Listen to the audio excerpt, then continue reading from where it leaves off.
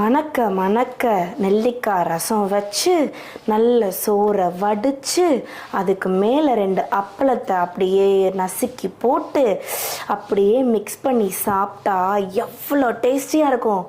அந்த நெல்லிக்காய் ரசம் எப்படி வைக்கிறதுன்னு வாங்க செஞ்சு காட்டுறேன். ஹாய் ஃப்ரெண்ட்ஸ், நான் உங்கள் சுபதா சாக்ஸ் கிச்சனில் இருந்து. இது உங்களுக்கான சேனல் நமது மொழியில். இன்னைக்கு நெல்லிக்காய் வச்சு சூப்பராக மணக்க ஒரு சூப்பரான நெல்லிக்காய் ரசம் எப்படி செய்யறதுன்னு வாங்க பார்க்கலாம். நெல்லிக்காய் ரசம் செய்யலாமா ஹமீத்?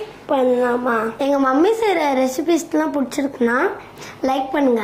ஒரு 2 நெல்லிக்காவை நம்ம இந்த மாதிரி கட் பண்ணி எடுத்துக்கலாம். நெல்லிக்காய் வந்து பார்த்தீங்கன்னா நம்ம டீசீட் பண்ணுறது ரொம்ப ஈஸி தான்.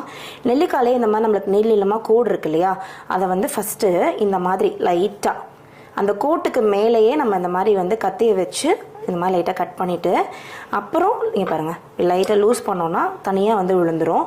ஸோ நம்மளுக்கு வந்து இந்த நெல்லிக்காவை வந்து டீசீட் பண்ணுறது ரொம்ப ஈஸியாக இருக்கும். அவ்வளோதான். அப்படியே நம்ம வந்து அந்த கோடுகளுக்கு மேலேயே இந்த மாதிரி அமுக்கி இது எல்லாத்தையுமே வந்து கட் பண்ணி எடுத்துக்கலாம். அந்த கடைசி இருக்கிறத மட்டும் லைட்டாக இந்த மாதிரி நம்ம ப்ரெஸ் பண்ணிவிட்டு இந்த மாதிரி நம்ம வந்து கட் பண்ணி எடுத்துட்டோம்னா நெல்லிக்காய் எல்லாமே வந்து இந்த மாதிரி நம்மளுக்கு டீசீட் பண்ணி சூப்பராக வந்து கிடச்சிடும். 3 தக்காளி எடுத்திருக்கேன். இந்த 3 தக்காளியுமே நம்ம வந்து ரஃப்பாக சாப் பண்ணி எடுத்துக்கலாம். சும்மா 1க்கு 2 போட்டுக்கலாம். இங்கே ஒரு மிக்சர் ஜார் எடுத்திருக்கேன். இப்போ இதில் நம்ம வந்து கட் பண்ணி வச்சுருந்த நெல்லிக்காய் சேர்த்துக்கலாம். 2 பச்சை மிளகா, இப்போ நம்ம கட் பண்ணி வச்சுருந்த தக்காளி, இதோட சேர்த்து ஒரு துண்டு அளவுக்கு இஞ்சி, இது எல்லாத்தையுமே அதில் சேர்த்துட்டு ஸோ இப்போ இதிலேயே வந்து பார்த்தீங்கன்னா நம்ம அஞ்சரை பெட்டியிலேருந்து எடுத்து 1/2 டீஸ்பூன் மிளகு, 1/2 டீஸ்பூன் சீரகம், இது எல்லாத்தையும் நல்லா ஒன்று சொன்னாப்பில் சேர்த்து அடித்து எடுத்துகிட்டு வந்துடலாம். தண்ணி எதுவுமே தேவையில்லை, தக்காளியில் இருக்க தண்ணியே நம்மளுக்கு போதுமானது. இப்போ இதை நம்ம வந்து மூடி அடிச்சுக்கலாம். இதை அரைச்சிடலாமா ஹமீத்? உனக்கு தக்காளி ரசம் ரொம்ப பிடிக்கும்ல? ஆமாம். ஃபஸ்ட்டு ஒரு பல்ஸ் மோடில் அடிச்சிருக்கேன். அடுத்து இப்போது இந்த அளவுக்கு பேஸ்ட்டாக அடிச்சு எடுத்துகிட்டு வந்தாச்சு. அடுத்து இப்போ இங்கே நான் வந்து இங்கே ஒரு கல்சட்டி எடுத்து வச்சுருக்கேன். நிறைய பேர் வந்து நான் யூஸ் பண்ண ப்ராடக்ட்ஸ் பற்றி நிறைய பேர் கேட்குறீங்க. ஸோ அதுக்காக சொல்கிறேன். இந்த கல்சட்டி வந்து பார்த்தீங்கன்னா ஃபுல்லி கிரைண்டட். இது வந்து வித் லிட்டோடையே வந்துடும். இது வந்து பார்த்திங்கன்னா ஒரு 1.25 லிட்டர் வந்து பிடிக்கக்கூடியது. ஸோ நம்மளுக்கு வந்து ஒரு 4 பேர் இருக்க ஃபேமிலிக்கு சாம்பார் வச்சு சைடில் ரசம் வைக்கிறோன்னா தாராளமாக இது போதுமானது. இப்போது இதில் வந்து பார்த்திங்கன்னா நம்ம அரைச்சி வச்சுருந்த நெல்லிக்காய், தக்காளி, சீரகம், பூண்டு, இஞ்சி, பச்சை மிளகாய் எல்லாம் போட்டிருந்தோம்ல, அதை வந்து இதில் நம்ம சேர்த்துடலாம். இப்போ இதில் எக்ஸ்ட்ராவாக தண்ணி ஊற்றி இதையுமே இதில் வந்து நம்ம ஊற்றிக்கலாம். இதில் ஒரு 1/2 டீஸ்பூன் மஞ்சள் தூள், இதில் 1 டீஸ்பூன் வந்து நான் ரசப்பொடி சேர்க்குறேன். இதில் சுவைக்கு ஏற்ப உப்பு, நான் வந்து பிங்க் சால்ட்டு சேர்க்குறேன், அதனால் கொஞ்சம் அதிகமாக உங்களுக்கு தெரியும். நீங்கள் வந்து இந்த நார்மல் வெள்ளை உப்பு சேர்க்குறீங்கன்னா கொஞ்சம் கம்மியாக சேர்த்துக்கோங்க. இப்போ இது எல்லாத்தையும் நல்லா ஒன்று சொன்னாப்புல நம்ம வந்து கலந்து விட்டுக்கலாம். இப்போது இது எல்லாத்தையுமே கரைச்சி ரெடி பண்ணிட்டோம். இப்போ தான் நம்ம வந்து கல்சட்டியில் செய்யும் போது ஆன் பண்ணணும். இப்போ நம்ம ஸ்டவ் ஆன் பண்ணிக்கலாம்.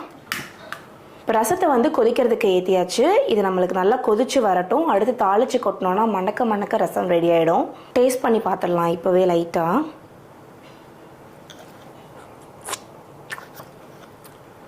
வேறு லெவலில் இருக்குது.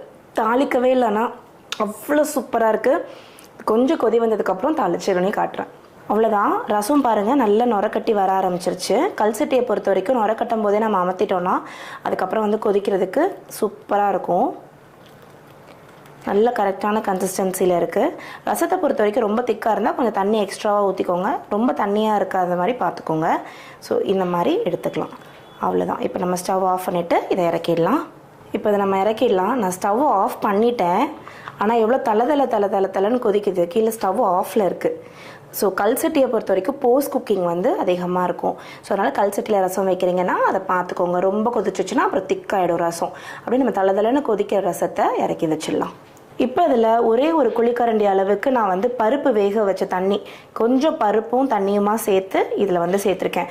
இது வந்து எக்ஸ்ட்ராவாக டேஸ்ட் ஆட் பண்ணும். இப்போ நான் இங்கே ஒரு தாளிப்பு கரண்டி எடுத்து வச்சுருக்கேன். தாளிப்பு கரண்டி நல்லா சூடாயிடுச்சு. இப்போ இதில் நம்ம 2 டேபிள் ஸ்பூன் எண்ணெய் விட்டுக்கலாம். இப்போ எண்ணெய் நல்லா சூடாயிடுச்சு. இதில் கடுகு, உளுத்தம்பருப்பு போட்டு தாளிக்க போகிறோம். ஸோ கடுகு, உளுத்தம்பருப்பு 2ஐயும் சேர்த்துருக்கேன். நம்ம ஏற்கனவே வந்து சீரகம் சேர்த்துருக்கோம், அதனால் கொஞ்சமாக சீரகம். அடுத்து வந்து பார்த்திங்கன்னா பூண்டை வந்து நல்லா பொடுசாக கட் பண்ணி வச்சுருக்கேன். பூண்டு, கொஞ்சமாக கருவேப்பிலை, தாளிக்கும் போதே கொஞ்சமாக கொத்தமல்லி, அவ்வளோதான், ஸ்டவ் ஆஃப் பண்ணிடலாம். இது எல்லாத்தையும் நல்லா மிக்ஸ் பண்ணிக்கலாம்.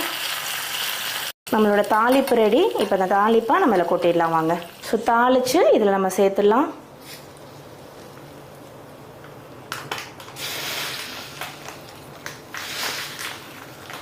இந்த ரசம் வந்து பார்த்திங்கன்னா ரொம்ப டேஸ்டியாக இருக்கும். அதை உடம்பு முடியலை அப்படின்னா லைட்டாக அதை வச்சு நீங்கள் ஒரு ரசம் சாதம் அப்பளம் வச்சு சாப்பிட்டிங்கன்னா அவ்வளோ நல்லாயிருக்கும். இதை வந்து அப்படியே நம்ம வந்து கிளாஸில் ஊற்றி கூட குடிக்கலாம். ரொம்ப டிஃப்ரெண்ட்டான ரெசிபி, ரொம்ப டேஸ்டியான ரெசிபி. இது வரைக்கும் நீங்கள் ரசம் இந்த மாதிரி செஞ்சு பார்க்கலன்னா கண்டிப்பாக இதே மாதிரி செஞ்சு பாருங்கள் ஒரு தடவை.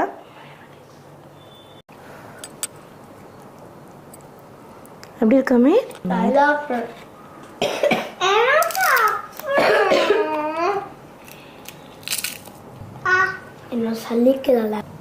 என்னோட சல்லிக்கு லாக் மம்மி.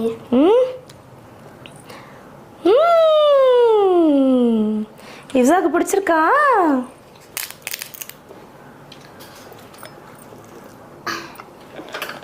டிவைன் கம்ஃபர்ட் ஃபுட்னா இதுதான். எல்லாரும் இந்த ரசத்தை ட்ரை பண்ணி பாருங்க. பாய்.